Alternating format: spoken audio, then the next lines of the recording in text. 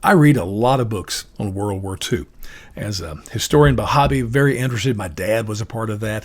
Currently, I'm reading a book called 1939, written by Frederick Taylor. It's a relatively new book. He's an English historian, and he literally recounts minute by minute what happened from the signing of the Munich Agreement in the fall of 1938 until Germany started dropping bombs on its neighbors at the beginning of the war in 1939. So Neville Chamberlain, the Prime Minister of England, flies to Munich, meets with Hitler. They sign an agreement, as well as with others, basically giving Czechoslovakia to Hitler so he can play with it as he wishes. In return, he would not go to war with Europe.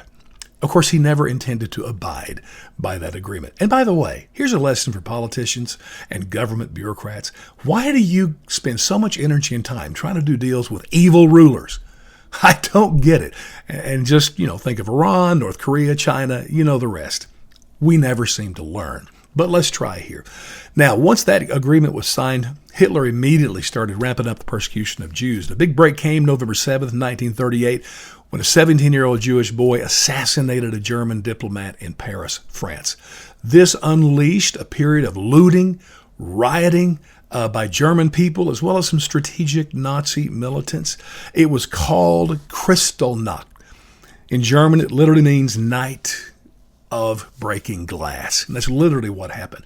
So over a few nights, 7,000 Jewish businesses were destroyed, 266 synagogues, 91 people died in the early reports that were in all the newspapers. Of course, many more eventually died. 30,000 Jewish men were arrested, taken to concentration camps. Add to that, after the protests and rioting had started, Hitler confiscated all the guns of any Jewish citizen. He took away their passports, driver's licenses. He froze all their assets, which were pretty substantial, by the way, and then used that money, in his terms, to pay for the, all the sins of the Jews.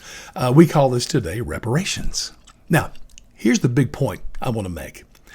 All of this stuff I just shared with you, Kristallnacht, the numbers, the press was in full, they were going strong by this time. This was reported, all the numbers I gave you, this was in newspapers across the world.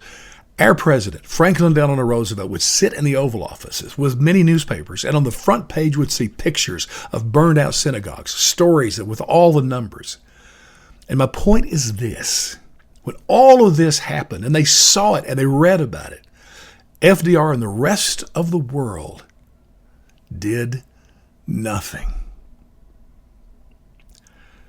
We see this again in our country, and it bothers me. All the looting, the looting, rioting, tearing down of monuments, and nothing is done. Guess what? It gets worse.